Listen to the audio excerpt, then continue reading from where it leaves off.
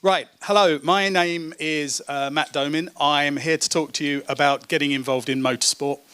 Obviously, we're not talking about becoming a professional racing driver or careers in Formula One.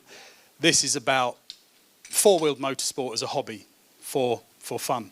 So, a bit about myself. I've always been a petrol head. I've been crazy about cars literally since I was a tiny little boy. I did a bit of karting in my teens, raced at quite a few of the circuits that in later years Lewis Hamilton would race at. Turns out he's a lot better at it than I am. So that was a bit of a wake up. Then when I could drive, I progressed on to doing track days in road cars and stuff like that. And eventually I managed to get my race license. I've been a mechanic since I was, again, 17, 18. Eventually, I mean, I've always been into like classic cars and older cars, and eventually, after a few false starts, I've ended up running a classic car storage and transport company. And so, obviously, because we were doing that, we used to, and we still do, transport people's race cars from storage where we are to specialists. I'm doing the quotes on purpose, for them to be prepped and work to be done for racing. And most of the people that were doing that work were great, and the work was really, really good. But there were a few where the attention to detail was perhaps lacking. And cars were coming back, and we were finding that we wanted to then check stuff over before they went out on circuit, because, you know, it needs to be right. So, as a sort of result of this, one particular customer asked us if we would be prepared to take over doing the prep on his race car, because this is the main one that we were redoing stuff all over again. So we agreed to do that, and that was in 2008, so a while ago now. It's that car there, which is an MGC.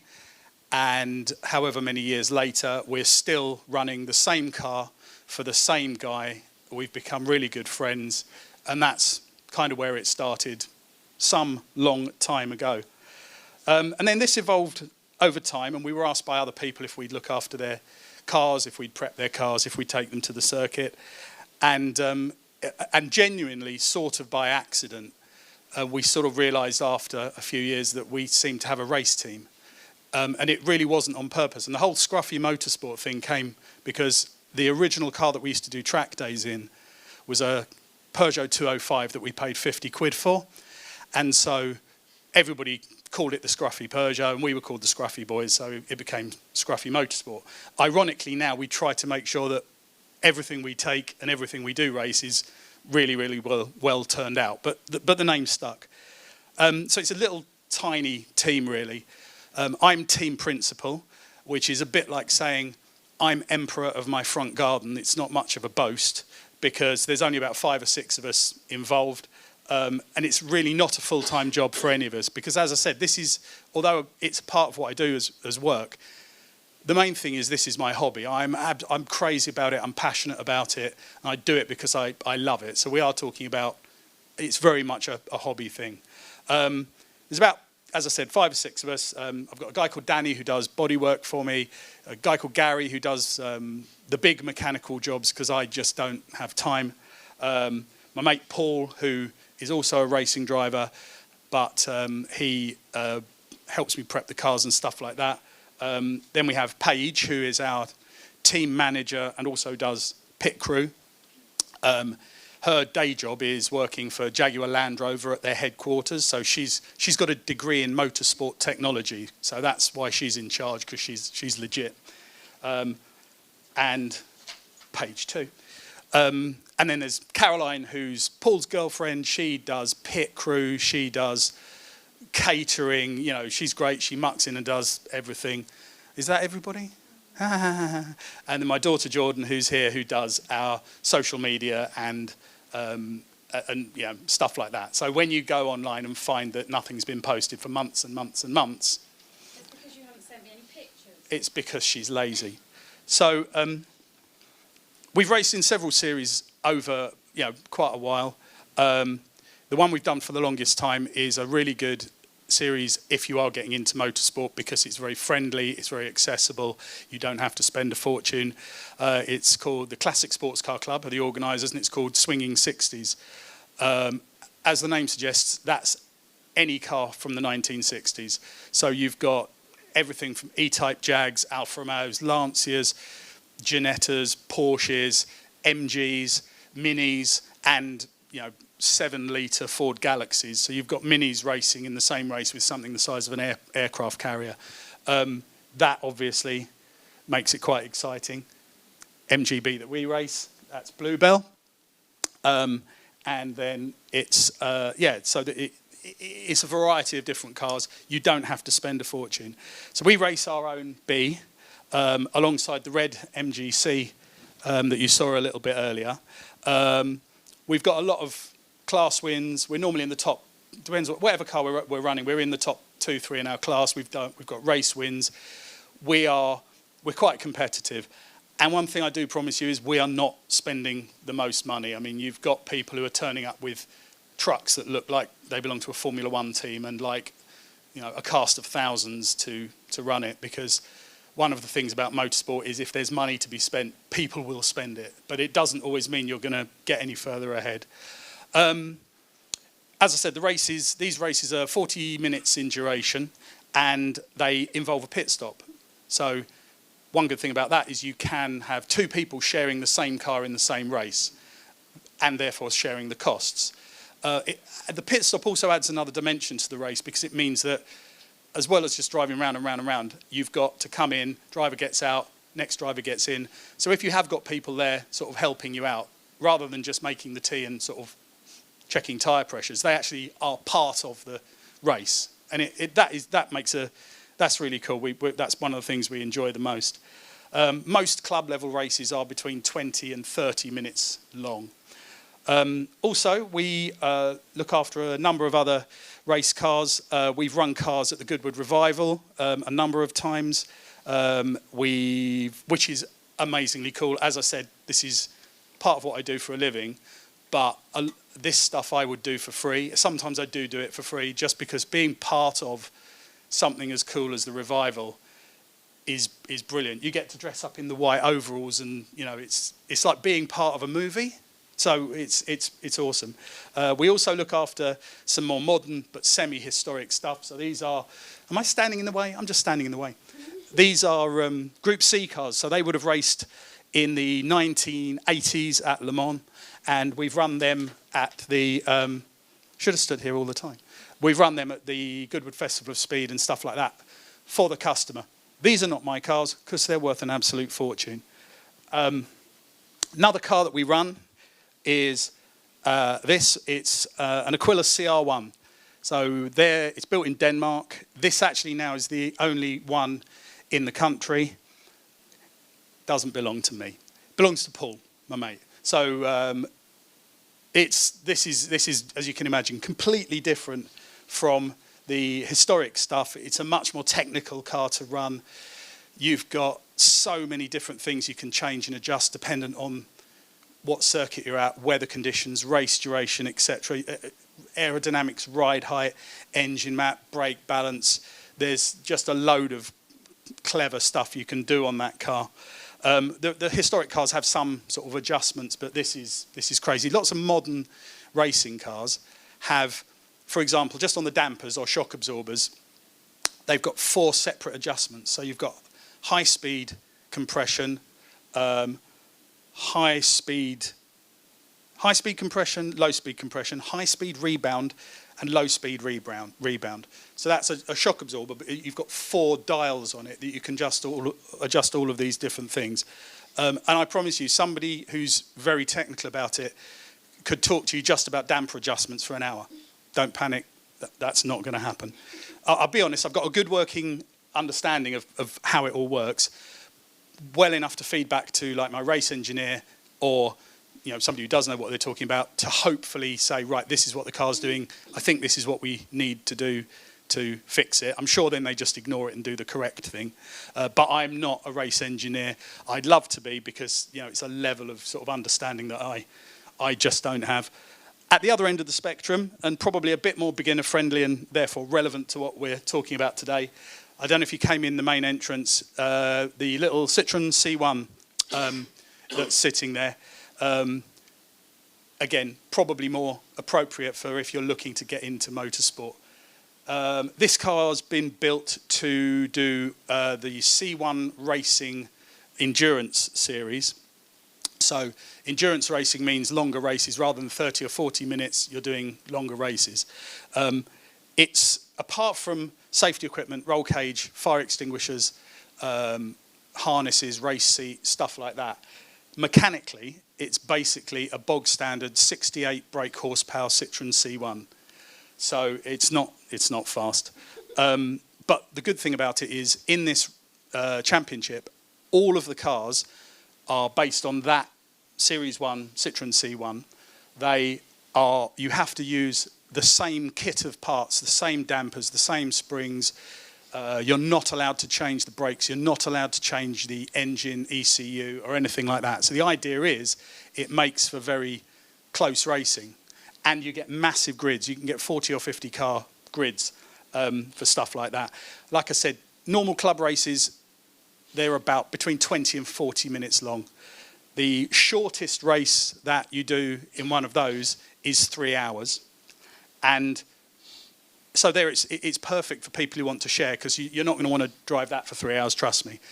And you can't. So it's ideal. If you've got like 3 or 4 people who want to share the cost of running a race car, this is a great place to start, because it's perfect for that. And you've got the pit stops and stuff like that. So it adds another dimension to it. Like I said, the longest race, so 3 hours is the shortest race. The longest race that the C1 Championship do is a 24-hour race. So that's like a miniature Le Mans. Well, it's miniature in the cars. It's the same as doing a Le Mans 24-hour race. And you can imagine that takes quite a lot more organisation and quite a lot more stuff. You know, you've got tyre changes, you've got fuel, you've got loads and loads of different things. And again, that's perfect for people who want to share a car. You can buy one of those ready to race, depending on how used it is, for anywhere between 5 and 7 grand. So it's not an expensive thing to do. We actually built this car from a road car ourselves for just under £4,000. Bear in mind that includes everything, the roll cage, everything, buying the car, the lot. Bear in mind that doesn't include labour costs, because we did it ourselves. But the reality is, it's not beyond the realm of somebody who's a decent home mechanic to build that car. But when you're doing the longer races particularly, you're going to need more people. You can't just have a couple of people driving it. You're going to need, if you're doing a 24-hour race, you're going to need a pit crew, which also brings me on to reminds me of the fact that motorsport's a team game. The driver's important, and most people get into motorsport because they want to drive the car. But it's a lot easier and more fun if you've got people around you. So a lot of people actually get into it to do other things and be involved apart from just driving the car. And it's more fun if you've got a few people to share it with, I think. Plus, the other thing, as a driver on a race day, I find that I need to be really concentrating on what I do, driving the car, rather than worrying about the other stuff. So that's when you've got people around you and you need to be able to rely on them to do what they do, and just you can focus on driving the car. I guess parallels with skydiving would be you pack your own chute, but somebody else is preparing and engineering the plane, and then the pilot is driving the plane. So you've got to be comfortable, you're relying on them, and they're going to do their job. Same with that. If somebody else is checking the tyre pressures and doing up the wheel nuts, you just trust that they're going to do it. And that's crucial, because if something goes wrong and somebody doesn't do what they're supposed to do, and a wheel comes off, even in a little thing like that, not only is it your day over and you're not racing anymore, but damage and potentially a big accident. So it's good to have people around you that you can rely on, and it's nice to be relied on in the same way. I'm very fond of saying there are no small jobs in motorsport, because I think that's very true. So you've decided you want to have a crack at motorsport. So where do you start? So I'm assuming like a fairly sort of basic level of knowledge. So if you've already done some of this stuff, forgive me. The first thing to do is to find out whether you actually like driving a racing car or driving a car on a racetrack, because I like it. I think it's great fun. It's not for everybody, and some people get out there and find that it's a little bit sort of like, you know, lots of other cars, lots of stuff going on. But most people who give it a try are just, they get such a buzz out of it. It's fantastic. Fortunately, before you become a fully fledged racing driver, you can participate in a track day or two. These take part on most UK race circuits. They're usually during the week when the racing isn't. And you can do them in a road car.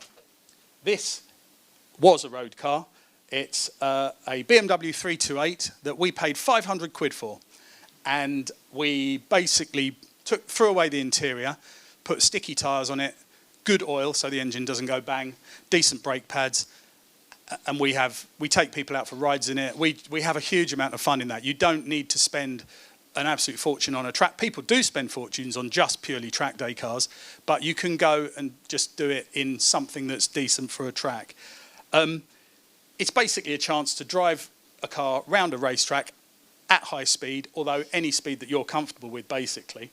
And there are more rules and regulations about track driving, etiquette. It's not competitive. It's obviously non-contact, and pretty much anyone can do it. Road cars is fine. Most cars there are fine. I love a track day. I love racing, but I love a track day because even when you are into racing, it's a chance to get a lot of seat time, a lot of time in the car, and familiarise your car with the car and circuit without the pressure of it being a race. You don't need a lot of special equipment. You only need a road driving licence, so you don't need any special licence for it, and a crash helmet. You can hire crash helmets at most circuits or from track day organisers. Your car needs to be roadworthy, and there'll be a noise test. But most road cars, even with a sports exhaust on it, will pass the noise test. And that's about it. I mean, a motorbike helmet is absolutely fine. You don't need an FIA helmet or anything.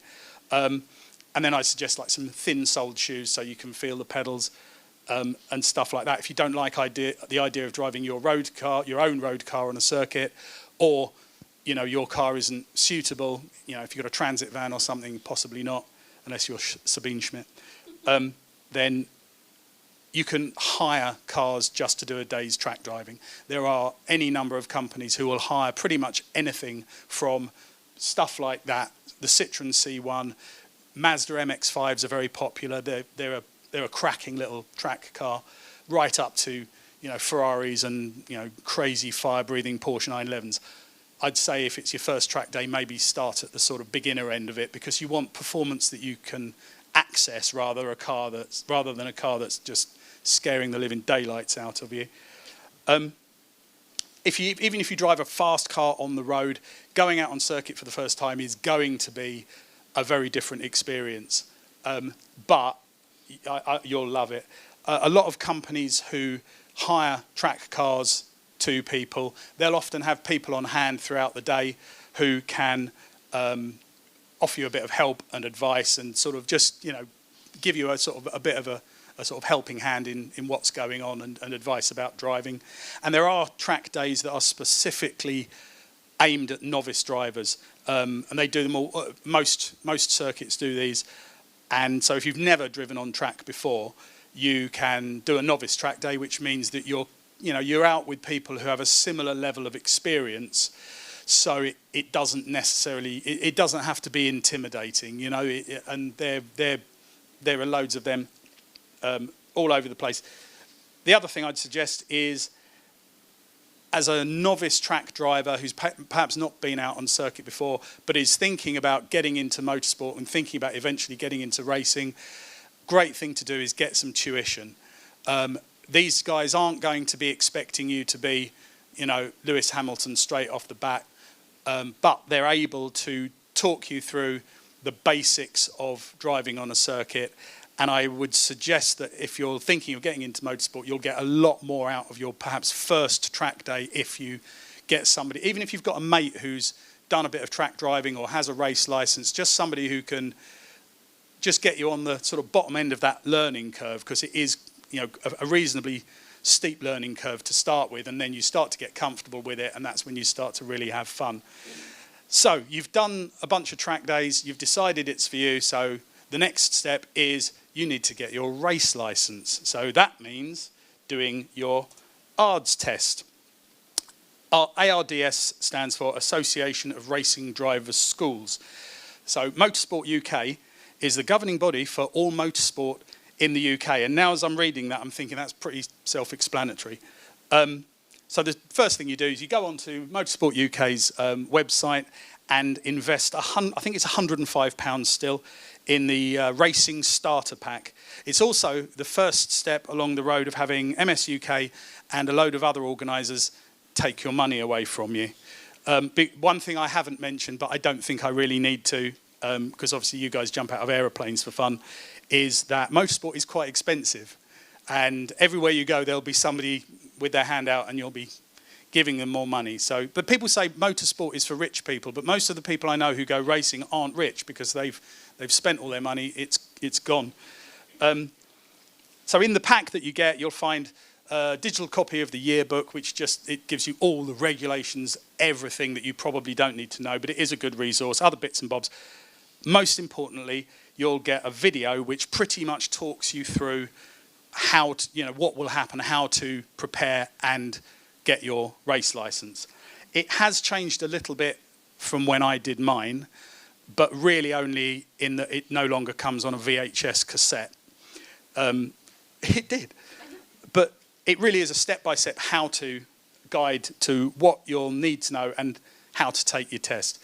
So you've purchased your test, you've got some time in a car, you've had some tuition, hopefully, and then eventually when you feel like it's the right time, you've actually got to go and take the test. So you book with one of the ARDS members' school. It's a one-day test, and it's really not. I say it's not difficult. If you prepare, it's fine. It's not complicated. It's in two parts. First part is a written test, which is basically, do you know what all the flags are that the marshals are waving? Do you know the basics? Second part is an assessment by an ARDS instructor. They're sitting next to you in the car. You'll do 2 or 3 laps of the circuit. For the first lap, they might give you a couple of pointers. Then they'll shut up and they just want to see how you're driving on the circuit. Hopefully, maybe you've taken some tuition, so having somebody sitting next to you isn't going to be too scary. Probably you'll also take your test at a circuit you've driven before, and if you've taken tuition at that circuit, chances are the guy sitting next to you is somebody you've seen around, or you may already have had a lesson with him.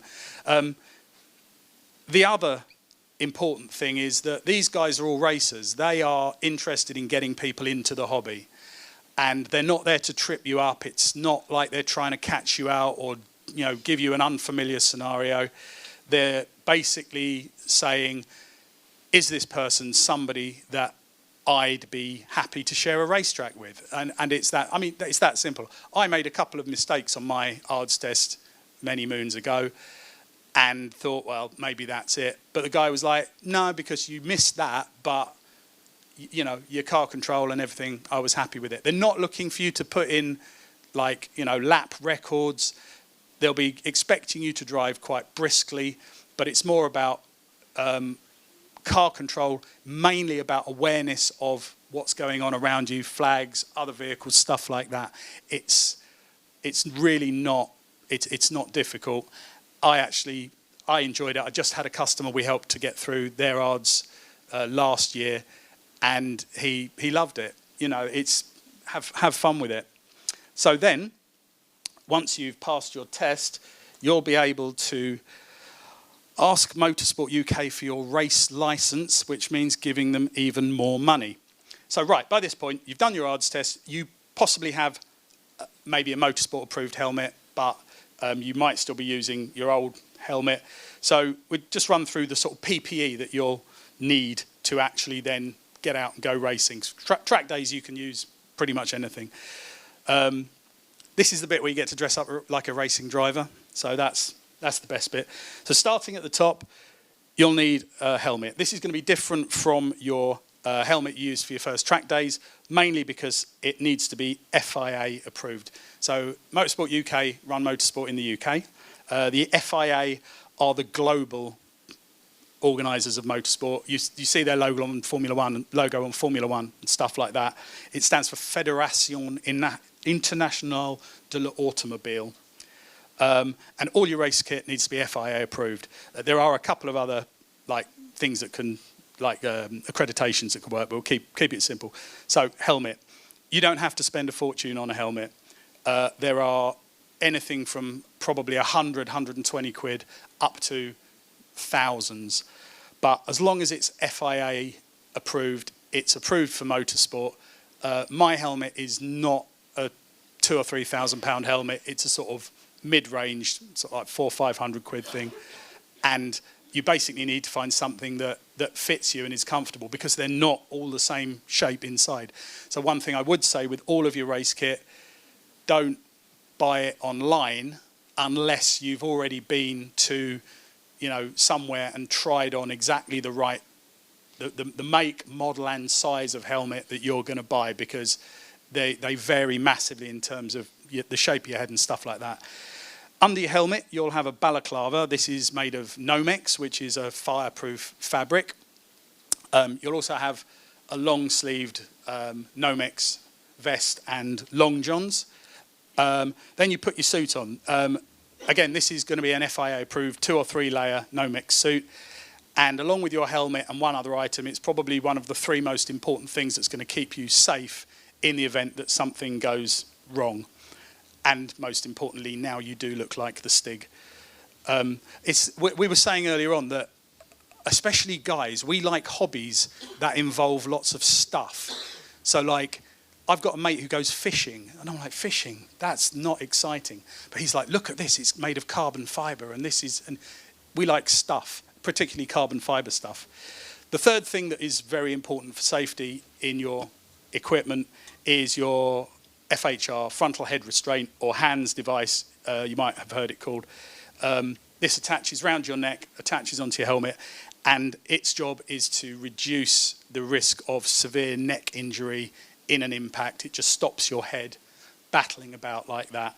Not that long ago, I mean, probably 10, 12 years ago, they were just Formula One, or the top echelons of motorsport. They were £2,000 each, but fortunately they've come down in price, and now they're basically mandatory for pretty much all motorsport, which I think is brilliant, because they save people's lives on a every year. People who would have been severely injured with neck injuries, which can be potentially paralysed from the neck down. They make a massive difference. So I think it's really good that stuff like that is becoming more affordable. There you go. Right, now you're down to your socks. So you've got fireproof socks on, because no one wants their feet to catch fire. And your boots. Race boots are very narrow. They're very thin-soled. They're more like gloves for your feet, because you want to feel the pedals. You don't want anything wide that's going to overlap pedals and cause you to press the wrong thing, because that's bad. They also offer no insulation, and they've got very thin soles, so they're really not comfortable to walk in. So with all this gear on, dependent on the weather, you'll either be way too hot, or your feet will be absolutely freezing. There's no middle ground with it. It's really that simple. I remember my first ever race. This is a while ago. It was at Snetterton in Norfolk, so very glamorous, and it was early part of March, so freezing cold feet. And I remember being in the paddock, and I'm in all this. It's all brand new. I was worried I'd left the tags on it. So I've got this brand new race suit, boots, brand new crash helmet. And have you ever had that feeling that everybody walking past knows that you've never done this before, and they're just looking at you, and they just it's like you've got a sign above your head that says newbie or imposter. But that doesn't last very long. That's okay. So you got the kit. You're probably going to need a car, and you're going to need to choose where to race it. there are any number of factors that will inform your choice on what car you want to drive and where you're going to race. Regarding cars, is there something you're into? Are you a Ford fan? Are you a Mazda fan? Is there something that you're particularly into? Are you looking to race something modern or something more classic? Are you going to hire a car?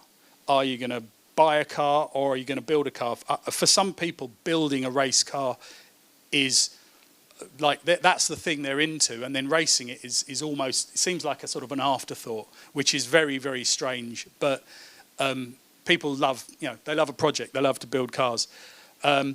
You'll need to join a club or organisation. There are loads of clubs around the UK who do what is called club racing, club level motorsport. Classic Sports Car Club, who I mentioned earlier, who do the swinging 60s, are a really good example. They're a very friendly club. They're very, you can ring them up. They're great with help and advice. Very, very friendly bunch. Good idea is to, obviously, if you're thinking of entering a particular race series, you want to go along to a race weekend, watch the racing, see what it's all about, get an idea of the vibe in the paddock and what it's like out on circuit, 'cause it does vary wildly. I would call up the club, tell them that you're thinking of doing it, you're coming down, go and have a chat with them, and if you're thinking of doing a particular race series, they'll probably point you in the direction of some competitors who are happy to have a chat and talk you through it. Over the years, I've had numerous conversations with people who have said they're thinking about getting into it, and then next season or the season after, they're there and they come up and they're in their suit and they're doing it, and that's absolutely brilliant. Absolutely brilliant. Apart from the guy who built an exact copy of of Bluebell, our MGB, which was at the time the fastest MGB in our race series. So this guy Neil, he openly admitted he just copied all of the stuff that we put on our car, spent an absolute fortune on it. Turned out he's a better racing driver than I am. So yeah, getting beaten by him was like fixed grin time. But he's actually a nice bloke. But yeah, that was hard to take. I would say, Classic Sports Car Club as well, they don't just run the series for 1960s cars. They do a series for everything. 1960s, modern classics is for 70s and 80s cars. New Millennium is for more modern stuff around like the New Millennium. They do series for cars on slicks. They do series for very period classic cars. So there is genuinely something for everybody. I'm not affiliated with that particular club. We've just raced with them for a long time. And if I'm honest, we've raced with loads of different races, loads of different clubs over a long period of time. But I think that Classic Sports Car Club, in terms of UK club motorsport as an organisation, honestly think that they do it as well or better than everybody else. They're very well organised. The paddocks are super friendly. Everybody on the circuit, everybody wants to compete. But in the paddock, you've always got somebody going around, have you got so-and-so, this is broken, and you'll lend stuff to people if they've, if something's wrong, or if people need tools, or if you need something. It's super friendly, which is great, because once again, this is our hobby. We're not winning any money here. We're not competing at that level. We're just doing it because we want to do it for fun. So obviously you've got to look at budget for your first season. So you've spent a few £100 getting your race license. By the time you've got all of your kit, you're probably into it for another £1,500. And then you've got to work out what the best way to go is in terms of maximising whatever you've got left to spend over your first season. Entry fees vary quite a lot depending on what you're doing, obviously. But for example, entry into one of the Classic Sports Car Club's series, Swinging 60s or New Millennium or whatever, for a 30-minute qualifying and then a 40-minute race is around about £400. If you want to enter the C1 Racing 24-hour race, it's going to be more like £5,000. But don't forget, you're splitting that with 4 or 5 people, and you're getting, hours. Per hour. It's actually really good value, and you are, and you can't do that on your own. So you would be splitting that. You can rent a car. So Arrive and Drive pretty much does what it says on the tin. You rent the seat for the race or the season or whatever it is. It's probably more expensive per event because obviously it's normally a company or a team that have got to make some money out of it. But it's cheaper than perhaps buying a car and doing it that way. It also means if this is your first season, you've got the experience of an established team around you. So that's really good when you're starting out. It means that you don't have to worry about prepping the car, the logistics of getting it to and from the circuit. They will often include fuel, tyres, wear and tear, etc. Sometimes they'll take care of the race entry, but that might be down to you. And there are teams running cars for hire in pretty much every club race series in the UK, from literally, the Citroen C1s up to there's a thing called GT Cup, which a mate of mine runs a Lamborghini Huracan. I don't know. You do know. Lamborghini Huracan in GT3 spec Lamborghini Huracan. I mean, this is proper. And there are teams in that championship who are, they're renting seats out. It's a lot more money than driving a Citroen, but the only thing that your upfront costs won't cover is any damage to the car, which actually is another important thing that you have to bear in mind when you're out on circuit. Whether it's a track day or a race, the rule is you bend it, you mend it. So that means that everybody is responsible for their own damage. If you're involved in a coming together with another driver, you repair your car and he or she repairs their car. It doesn't matter if that accident was as a direct result of a mistake by that other driver. It's just the risk you take. You don't swap insurance details and hope that it's all going to get paid for. It's just the convention within motorsport. You can take out insurance for race or track days. Normally it's per race or per track day.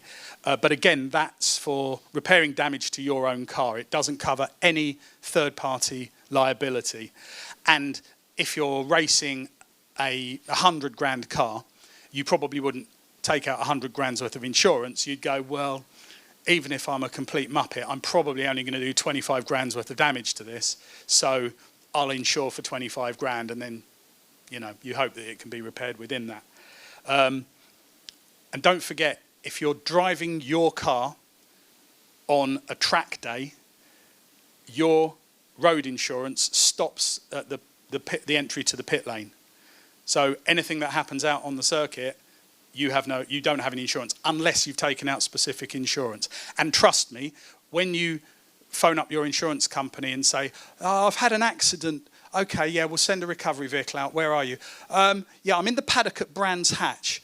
They've heard it all before, and they're going to know. They're going to look at the damage, and they're going to go, "You were on circuit when this happened."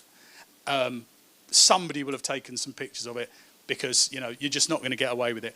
Track days are very safe. 99.99% of the time, nobody goes anywhere near anybody else.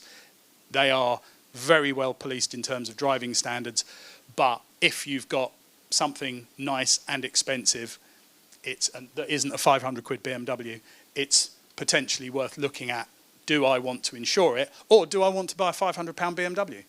Because you're still having the same amount of fun without stressing about wear, tear and damage to your road car. And that's what a lot of people do. They just buy something cheap and have a laugh with it. So anyway, if you're not hiring a car, you're not doing Arrive and Drive, you need to buy one. You've got to look at budget, you've got to look at prep, wear and tear, fuel, tyres, etc. And don't forget, you're going to need to get it there and back. Most road cars are not road legal, and even if they are, like the little Citroen that we have outside, one of the regulations for the series is it must pass an MOT, because that's their way of ensuring that nothing's been done to them that is too dodgy. But trust me, race cars are great at being on a racetrack, but they've got no sound deadening in them. Normally the windows don't fit. They've got no heater. the suspension's really hard. I mean, you wouldn't, technically I could have driven the Citroen from Essex, where we're based, here, but I just don't hate myself quite that much. And if you're doing the prep yourself, most sort of reasonable home mechanics or anybody who's got a bit of an idea about mechanics can do that.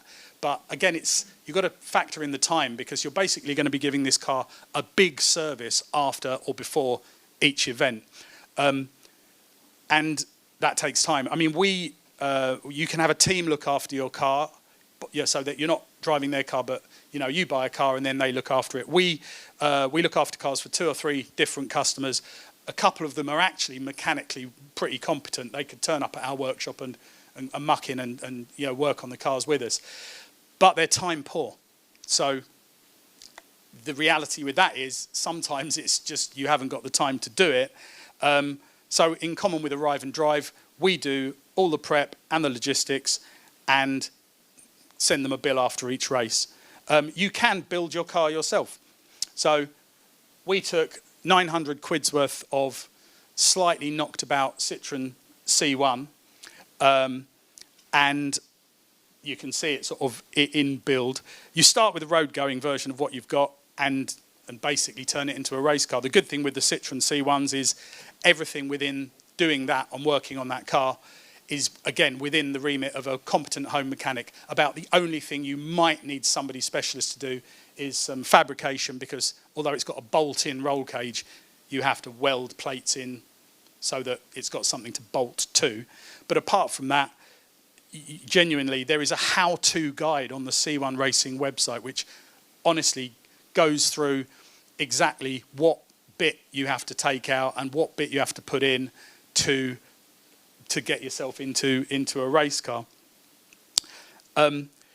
So you've done all of that. You've done the test. You've got your kit. You've done your ARDS test. Eventually, you can't put it off any longer. Finished article. You've actually got to do that first race. So the order of events has changed slightly because of COVID and the way they're doing certain things, but essentially it's the same. The important bits of your day consist of scrutineering, briefing, qualifying and race. Pretty much anything else you can miss, but if you miss any of those, you've probably wasted your day. You rock up at the racetrack either first thing in the morning or the night before. We've got a camper van, so we tend to kip in the paddock and stay there the night. Other people turn up, drop the car off, go to a local hotel. I know people who camp, so that's they have the car there and they pitch a tent, which is okay in the summer, but it's not. We live in England, guys. I mean, this is not for me. So scrutineering is basically a check over of the car and your personal safety kit. The scrutineers are just looking that the car is safe and in a fit condition to race. They check things like the fire extinguisher is in date and it's full, and the pulls to make it firework, that the ignition cutoff works properly. They're just looking to make sure that this is a car that is safe to race, and in the event something does go wrong, all of the safety kit is going to work. They also check all of your kit, your helmet, suit, etc., etc. Again, they're checking to make sure it's got the right FIA sort of number on it, but also that it's not damaged, it's not worn out, it's not knackered. Helmets particularly, probably the same as skydiving stuff. If it's been dropped or damaged, unfortunately, you have to chuck it away. If you've been in an accident in a race car and your helmet's come into contact with anything, unfortunately, it's probably going in the bin. But it's not difficult. If you've done all of your sort of prep, you're ready to rock and roll. Briefing. Drivers' briefings take place at every level up to and including Formula One. It's pretty self-explanatory. And most of the time, once you've been doing it for a while, you'll hear the same stuff over and over again. You'll go through the start procedures, safety car, any pit stop regulations, pit lane speed limit. There's like a load of it. And as I've said, you'll reach a point where you've heard all of this stuff a bunch of times. And it all starts to sound really familiar. But before you glaze over and go to sleep, this is a safety briefing. and there may be a nugget of important or new information in that briefing. It bugs the hell out of me when we're in a briefing. You know, I've been doing this a while. I don't just race myself, but I'm at circuits with customers. I can do a safety briefing. I've heard a million of them, but it bugs the hell out of me when you've got people who are sitting at the back talking to their mates.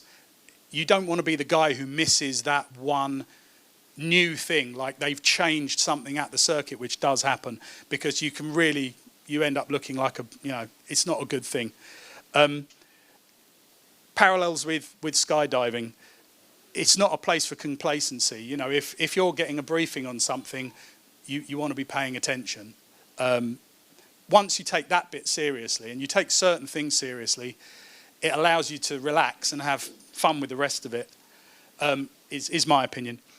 So qualifying, so about 20 minutes or so before your quali session starts, you get called to the assembly area. As the name suggests, this is a place where they corral the next bunch of cars that are going to go out on circuit whilst another group is out there. You'll have you always get a timetable for the day, but it should tell you when this stuff is happening. But you've got to listen to the paddock public address, as timings are subject to change. What a lot of organisers try to do is nick a bit of time throughout the day. So if your quali's meant to start at 1:30, they'll try and start it at 20:20, because it then means if later in the day there's an incident on circuit or something goes wrong and it takes longer to clear up, they're not going to run out of time at the end of the day and the last race gets scratched. So yeah, pay attention. You don't want to be caught napping. Often it's as you're entering assembly that they will noise test your car. As long as you've done your prep right and you've had a shakedown at a track day where they've done a noise test for you, you'll sure be okay. I find that when I'm actually sitting in the car in assembly, that's when I get nervous. Even now, I start to let the adrenaline's going. So I like another team member to come down and just talk to me while we're sitting there, because you're going to be there for 20 minutes or so. Your job in qualifying, you're not racing for position. You are setting a lap time which will determine your starting position on the grid. So a lot of the time, everybody goes out as a big group. It's probably best to sort of back off or maybe try and find a bit of space so you haven't got loads of cars in front of you, you haven't got loads of traffic, because your job is to put in that representative lap so that you can then establish where you're starting on the grid. Finding a bit of clear track on a grid with 20 or 30 cars, even on a big circuit, is not always easy, but it's worth just finding that bit of clear air. Race. This is it. First race. So you're really crapping yourself now. Again, you'll be called to assembly about 20 minutes or so before the start of the race. As I said, I'm nervous in quali.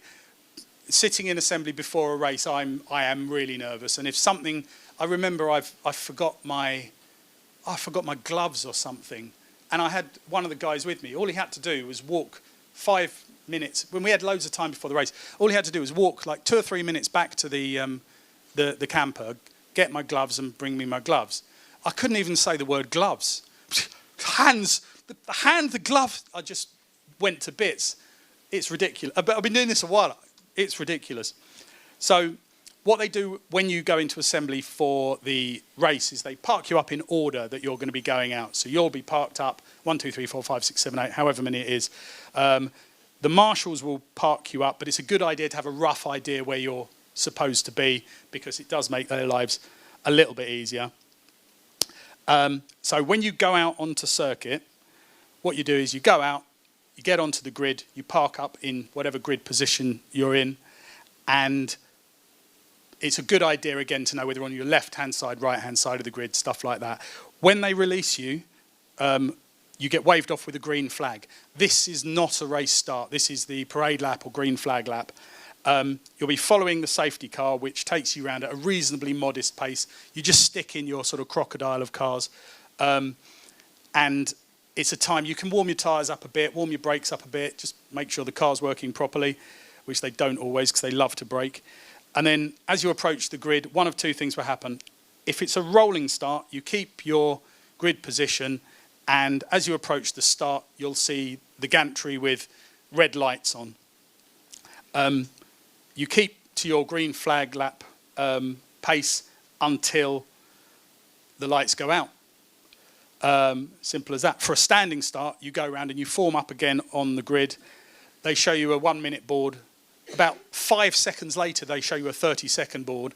And about 10 seconds after that, seconds are very strange in motorsport starts. And then the red lights come on.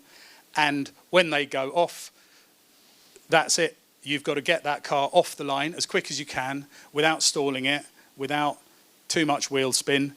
And the amazing thing is that as soon as that car starts to roll, the nerves go away, and whatever you were worrying about Monday to Friday, you're not worrying about that anymore.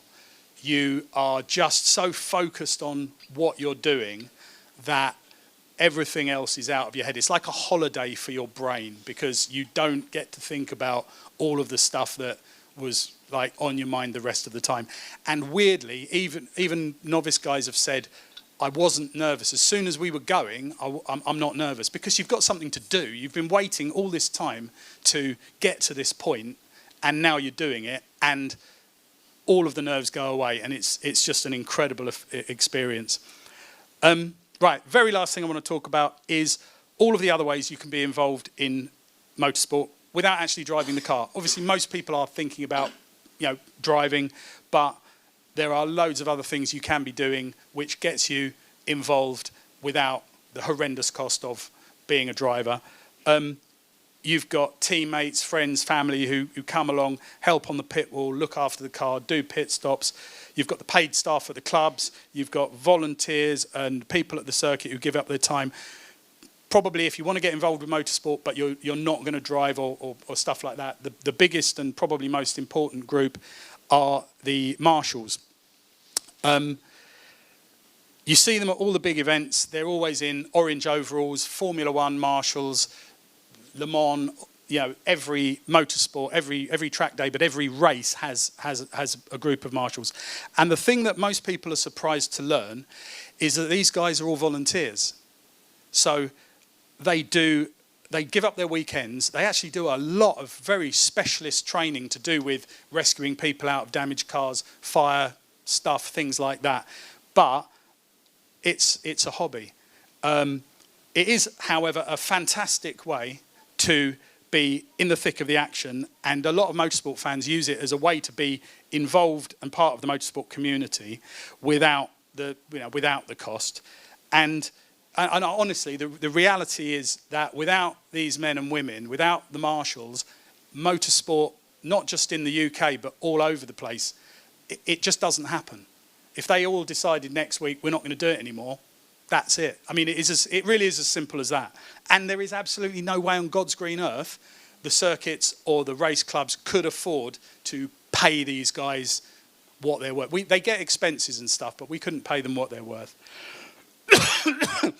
So, if you want to learn more about that, the British Motorsport Marshals Club is a very good place to start, and it is a very cool thing. I think every racing driver, they're advised to do a day's marshalling, but they should do a day's marshalling, if I'm honest.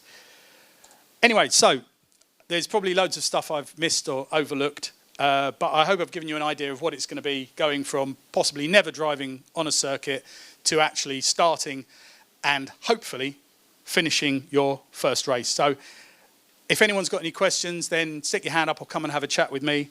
And thank you very much for your time.